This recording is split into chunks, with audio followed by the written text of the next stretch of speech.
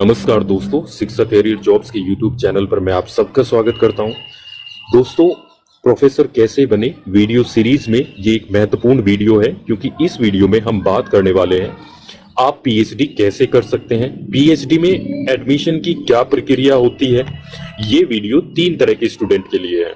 वे student जिनका अभी तक नेट या जेआरएफ एग्जाम नहीं निकला है, उनके पीएचडी में एडमिशन लेने की प्रक्रिया क्या होगी, साथ ही साथ उनको जो है फेलोशिप कितनी मिलेगी, क्योंकि नॉन नेट या नॉन जेआरएफ जिनका नेट या जेआरएफ नहीं निकलता उनको भी आजकल जो है कुछ जेआरएफ मिलती है, कितनी मिलेगी जानेंगे। साथ ही साथ दूसरे तरह के वे स्टूडेंट जिनका नेट एग्जाम जो है, जिन्होंने नेट परीक्षा पास कर ली है, उनका एडमिशन का प्रक्रिया क्या होगी। साथ ही साथ तीसरा केस वो होगा जिसमें स्टूडेंट ने जेआरएफ की परीक्षा पास कर ली है, सो उनका एडमिशन का प्रोसेस क्या होगा। सो इस वीडियो में जो है हम जानने वाले हैं क्या ऐसा करें, किस तरह की तैयारी करें कि जो है पीएचडी में एडमिशन हो जाए। सो चाहे आप स्टेट या सेंट्रल जो यूनिवर्सिटी है या प्राइवेट यूनिवर्सिटी है, ये वीडियो जो है हर एक यूनिवर्सिटी को कवर करके चलेगा। सो यहाँ पर जो है अगर आप चैनल पर पहली बार आए हैं या चैनल पर अब तक आपने जो है चैनल सब्सक्राइब नहीं किया, तो चैनल को आप सब्सक्राइब कर ले। साथ ही साथ जो है घंटी जो बेल आइकन है उसको भी आप प्रेस कर दे, ताकि जो है आपको नोटिफिकेशन जब भी वीडियो अपलोड हो तो आपको मिल जाए। साथ ही साथ आप हमारा जो फेसबुक पेज है शिक्षा कैरियर जॉब्स, इसको भी आप लाइक कर दे ताकि आपको अपडेट वगैरह मिलती रहे। तो वीडियो को जो है आप लाइक कर दे, शेयर भी कर दे, क्योंकि काफी मेहनत के साथ काफी ऑथेंटिकेटेड न्यूज हम आपके लिए लेकर आते हैं।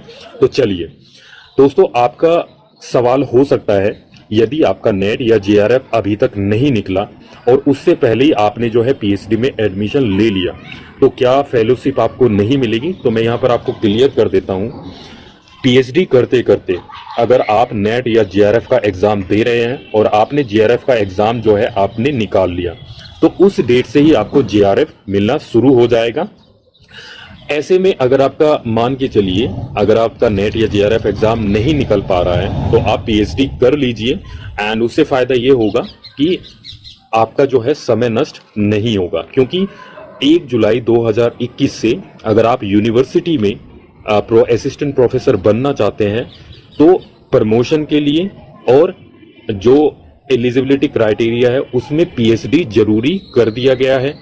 दूसरी चीज, अगर आप किसी सरकारी कॉलेज में असिस्टेंट प्रोफेसर बनना चाहते हैं, तो वहां पर जो है पीएचडी जरूरी नहीं है 1 जुलाई 2021 के बाद, लेकिन प्रमोशन के लिए वहां पर भी जो है पीएचडी जरूरी होगी। अगर आप असिस्टेंट प्रोफेसर से एसोसिएट प्रोफेसर या लेवल 10 जो असिस्टेंट प्रोफेसर का पहला लेवल होता है एंट्री लेवल, उससे 11-12 में आप प्रमोशन चाहते हैं, तो आपको जो है पीएचडी कंपलसरी होगी, चाहे वो यूनिवर्सिटी में हो चाहे वो आपका किसी कॉलेज में हो।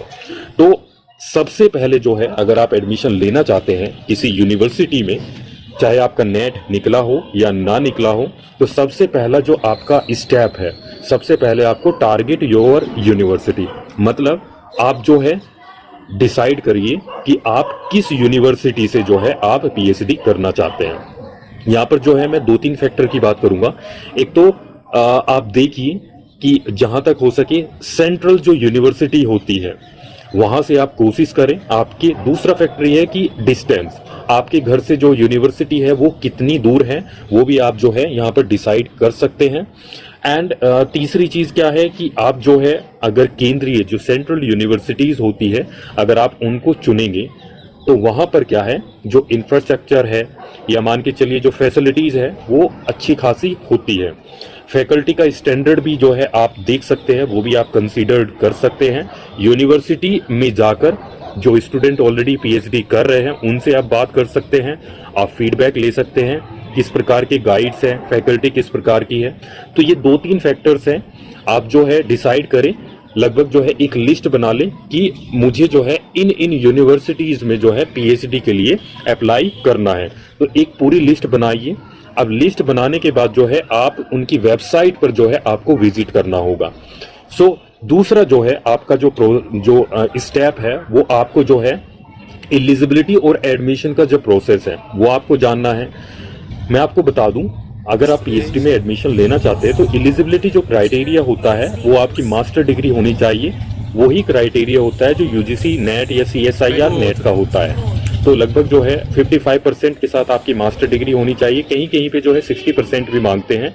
SC ST OBC और जो आपके दिव्यांगजन हैं उनके लिए 50% भी चल जाता है। सो एडमिशन का जो प्रक्रिया होती है मैं आपको बता देता हूँ। एडमिशन का जो प्रोसेस होता है वो आपका एंट्रेंस बेस्ड, यानी कि आपको प्रवेश परीक्षा देनी होती है। यहाँ पर जो है मैं आपको बता देता हूँ, कुछ यूनिवर्सिटी जो है साल में एक बार जो है प्रवेश परीक्षा आयोजित करती है, और कुछ यूनिवर्सिटी जहां पे सेमेस्टर वाइज सिस्टम चलता है वो साल में 2 बार भी जो है प्रवेश परीक्षा जो है वो आयोजित करती है। सो आपको क्या है यहाँ पर जो ऑफिशियल वेबसाइट है वहां पर जो है आपको जो भी लिस्ट आपने बनाई है यूनिवर्सिटीज की, वहां पर जाकर आपको जो है उनकी ऑफिशियल वेबसाइट पर जाकर आपको रेगुलर विजिट करना है और देखना है कि PhD एडमिशन का नोटिफिकेशन कब आता है, लास्ट टाइम कब आया था। इस प्रकार से जो है जब भी वो डेट नजदीक आती है एडमिशन के नोटिफिकेशन की तो आप चेक कर लीजिए, और इस प्रकार से जो है आपको पता लग जाएगा कि एडमिशन, या आप हमारा चैनल भी सब्सक्राइब कर सकते हैं, हम भी आपको इन्फॉर्मेशन देते रहते हैं PhD एडमिशन के लिए। नाउ आपका जो है तीसरा स्टेप क्या होगा, PhD एडमिशन की प्रक्रिया। तो मैं जो यहाँ पर जो है सबसे पहले ये तीन तरह की जो 3-4 तरह का जो यूनिवर्सिटीज़ है उनके बारे में मैं बात करूँगा। पहले प्रकार की वे यूनिवर्सिटीज़ होती है जो आपका एडमिशन होगा वो आपका रिटन टेस्ट लेंगे, यानी कि आपकी लिखित परीक्षा होगी। लिखित परीक्षा के बाद आपका इंटरव्यू होगा, और जो है इस प्रकार से जो है आपका एडमिशन जो है होगा। अब दूसरे क्या है, अगर आपने यहाँ पर नेट या JRF की परीक्षा अगर आपने पास कर ली है तो यहाँ पर जो है आपको जो लिखित परीक्षा है यानी कि जो रिटन टेस्ट है आपको नहीं देना पड़ेगा। आपको जो है जो यूनिवर्सिटी PhD एडमिशन के लिए जो रिटन टेस्ट यानी कि एंट्रेंस टेस्ट लेती है उससे आपको छूट मिल जाएगी, अगर आपने नेट या JRF का एग्जाम जो है आपने क्वालिफाई कर रखा है तो आपका डायरेक्ट इंटरव्यू के बेस पे आपको एडमिशन मिल जाएगा। दूसरा क्या है कि कुछ ऐसी यूनिवर्सिटीज होती है जो नेट और JRF का जो एग्जाम है, यानी कि अगर आपने नेट या JRF क्वालिफाई कर रखा है तो वो PhD एडमिशन के लिए कंसीडर्ड नहीं करती है। उन्हें कोई मतलब नहीं होता है कि आपने नेट या JRF एग्जाम निकाल रखा है। वहां पर आपको उनका रिटन एग्जाम होता है, एंट्रेंस टेस्ट होता है PhD एडमिशन के लिए। वो एंट्रेंस टेस्ट नेट और JRF वालों को भी देना पड़ेगा, और जिन्होंने नेट या JRF नहीं निकाला उनको भी देना पड़ेगा। यूनिवर्सिटी का खुद का रिटन टेस्ट होगा, उसके बाद आपका इंटरव्यू होगा, और उसके बाद जो है आपका एडमिशन हो जाएगा।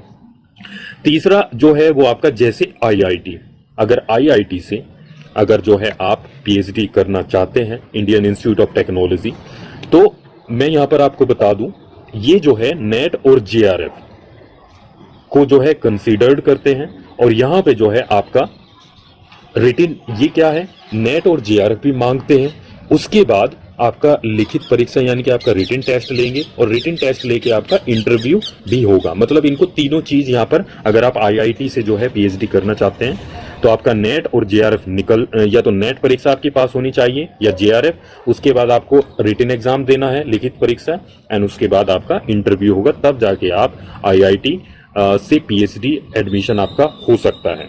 सो यहाँ पर जो है कंपलसरी होता है नेट और JRF। अब 3 प्रकार की ये मैंने यूनिवर्सिटी आपको बता दी कि कैसे। एक तो केस जहां पर जो है आपको रिटन टेस्ट और इंटरव्यू आपका होगा, ये तो सब में ही होता है, लेकिन कुछ यूनिवर्सिटीज होती है जहां पर आपको नेट या JRF अगर आपको क्वालिफाई है तो वहां पर आपको रिटन एग्जाम एंट्रेंस टेस्ट नहीं देना पड़ता। ठीक है। नाउ अब हम बात करते हैं कि जो लिखित परीक्षा है उसकी तैयारी आप कैसे करें। तो दोस्तों जब भी नोटिफिकेशन आता है किसी भी यूनिवर्सिटी का एंट्रेंस टेस्ट के लिए तो वहां पर जो है वे सिलेबस देंगे कि कहां कहां से जो है प्रश्न पूछे जाएंगे, या वो डेमो पेपर देंगे प्रीवियस ईयर की, पूरी डिटेल्स देंगे, क्योंकि ये यूनिवर्सिटी की जिम्मेदारी होती है। सो रिटन एग्जाम जो है अलग अलग यूनिवर्सिटीज का अलग अलग होता है, लेकिन मैक्सिमम जो है ये MCQ मल्टीपल चॉइस टाइप ये प्रवेश परीक्षा होती है। एंड मैं आपको बता दूं ये काफ़ी टफ एग्ज़ाम नहीं होता है। जो आपका UGC नेट है उससे भी ये हल्का जो है पीएचडी एडमिशन के लिए ये एग्ज़ाम होता है। सो अगर आप आईआईटी में जो है एंट्रेंस टेस्ट दे रहे हैं पीएचडी एडमिशन के लिए, तो यहाँ का एंट्रेंस टेस्ट आप जानते हैं थोड़ा कठिन होता है, डिस्क्रिप्टिव होता है, लिखने वाला होता है। और जैसे आप जो है ग्रेजुएशन या पोस्ट ग्रेजुएशन में कॉपी में आंसर लिखते हैं, इस प्रकार से जो है आपको लिखना होता है। और आईआईटी है तो इसके अलग से मानदंड है, आप जो है कुछ थोड़ा टफ रहेगा। सो नाउ आपका जो है रिटन एग्जाम की तैयारी आपने कर ली। अब जो है मैं यहाँ पर जो है, अगर आप रिटन एग्जाम पास हो जाते हैं, फिर आपका इंटरव्यू होगा। इंटरव्यू में आपको जो है रिसर्च प्रपोजल जो है, अब हम रिसर्च प्रपोजल या इंटरव्यू के बारे में यहाँ पर बात करते हैं। दोस्तों, जब भी आप फॉर्म भरते हैं तब ही यूनिवर्सिटी आपके जो रिसर्च प्रपोजल है वो मांग लेती है। रिसर्च प्रपोजल यूनिवर्सिटी 300 शब्दों में, 400, 1000, 2000 शब्दों में जो है मांग सकती है। ये यूनिवर्सिटी टू यूनिवर्सिटी निर्भर करता है। तो अब आप क्वेश्चंस होगा आपका कि ये सर रिसर्च प्रपोजल क्या होता है, इसको कैसे बनाते हैं, क्योंकि आज तक तो जो है रिसर्च प्रपोजल हमने बनाया नहीं। तो देखिए, जहां भी आप इंटरव्यू के लिए जा रहे हैं उनको भी पता है कि आपको कुछ ज़्यादा इसके बारे में नहीं पता है, फिर भी आप अपनी तरफ से बेस्ट करके जाएं। मैं आपको बता देता हूं, फॉलो आप जो है मुझे कर सकते हैं। रिसर्च प्रपोजल मतलब आपके मन में कुछ तो होगा जिस पर आप जो है आगे फर्दर जो है रिसर्च करना चाहते हैं। अब ये तो बताएंगे नहीं, मान के चलिए अगर आपका जेआरएफ निकल गया है और जेआरएफ निकलने के बाद जो है आपको फेलोशिप चाहिए, अब ऐसा तो नहीं बताएंगे आप।